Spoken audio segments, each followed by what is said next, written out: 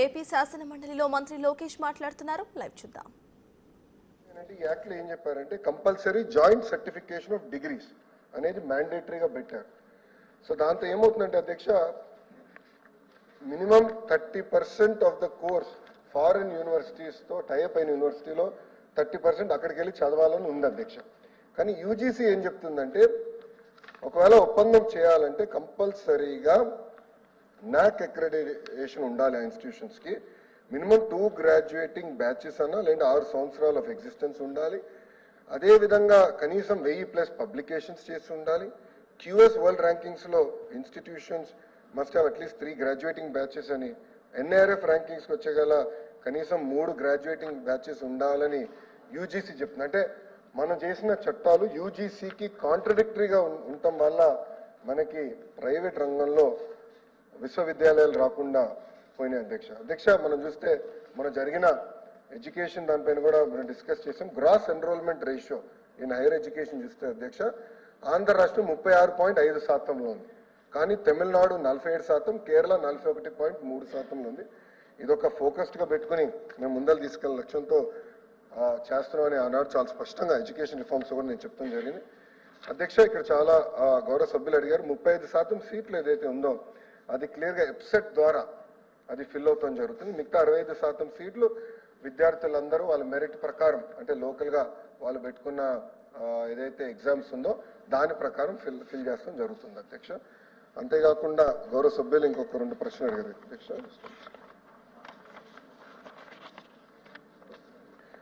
గౌరవ సభ్యులు కొన్ని ప్రశ్నలు అడిగారు. ఒకటి, ప్రభుత్వ విశ్వవిద్యాలయాలకు వచ్చేగల యూనిఫైడ్ యాక్ట్ తీసుకొస్తున్నామా లేదా అని అడిగారు అధ్యక్ష.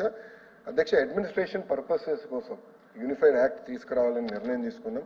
ఎందుకంటే ఒక్కొక్క యూనివర్సిటీ ఒక్కొక్క రకంగా నిర్వహిస్తుంటే దానివల్ల ఎస్పెషల్లీ రిక్రూట్మెంట్కి వచ్చేగల మళ్ళీ కంటెంప్ట్ ఆఫ్ కోర్ట్ కేసెస్ వచ్చేగా మంత్రులకే కంటెంప్ట్ ఆఫ్ కోర్ట్ కేసెస్ వచ్చినాయి. గతంలో బొత్స గారు కూడా విద్యాశాఖ మంత్రి ఉన్నప్పుడు ఆయన పైన కూడా కొన్ని కేసులు వచ్చినాయి అధ్యక్ష. అందుకే అడ్మినిస్ట్రేషన్ కోసం ఒక యూనిఫైడ్ యాక్ట్ తీసుకురావాలనేది మన ప్రభుత్వం ఇప్పటికీ నిర్ణయించడం జరిగింది. దాంతోపాటు ఇది మేము మొత్తం రివ్యూ చేస్తున్నాం ఈ యాక్ట్ని. ఎందుకంటే విద్యా రంగంలో కూడా మంచి అద్భుతమైన విశ్వవిద్యాలయాలు రావాలి. ఇప్పుడు బిట్స్ కూడా అమరావతిలోకి వచ్చేదానికి సిద్ధంగా ఉంది. సో వాళ్ళతో కూడా మేము మాట్లాడుతున్నాం. ఇట్లా ఇంతేకాకుండా కేంద్ర ప్రభుత్వం కూడా ఫారిన్ యూనివర్సిటీస్ పెద్ద ఎత్తున భారతదేశానికి రావాలి, రీసెర్చ్ అనేది ఫోకస్డ్ గా జరగాలని చెప్తున్నారు. కానీ మనం చేసిన చట్టాలు యూజీసీ విరుద్ధంగా ఉన్నాయి. తప్పనిసరిగా దాన్ని సవరించాల్సిన అవసరం ఉందనేది మేము బలంగా నమ్ముతున్నాం.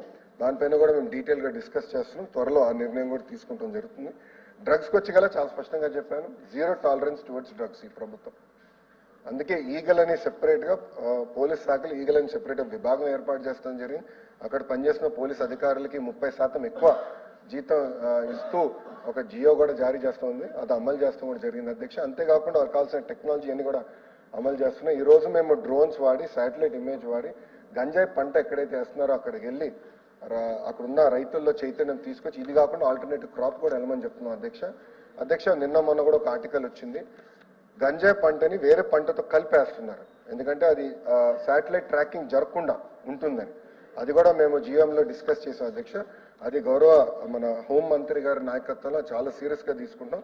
అంతేకాకుండా ప్రతి యూనివర్సిటీల్లో, పాఠశాలలో ఈ ఈగల్ కమిటీస్ పెట్టాలని నిర్ణయించి ఎగ్జామ్స్ వల్ల మేము పెట్టట్లేదు అధ్యక్ష. ఎగ్జామ్స్ అయిన నెక్స్ట్ అకాడమిక్ ఇయర్ నుంచి ఈగల్ కమిటీస్ పెట్టి వాళ్ళ చైతన్యం తీసుకునే లక్ష్యంతో మేము పనిచేస్తాం జరుగుతుంది అధ్యక్ష.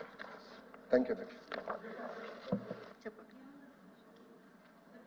మీ ద్వారా గౌరవ విద్యాశాఖ మంత్రి గారికి చిన్న సబ్మిషన్ అధ్యక్ష. మన రాష్ట్రం విడిపోయిన తర్వాత యూనివర్సిటీస్ అయితే పెరుగుతున్నాయి కానీ అధ్యక్ష, రీసెర్చ్ ఇన్స్టిట్యూట్స్ అనేది పెరగట్లేదు అధ్యక్ష.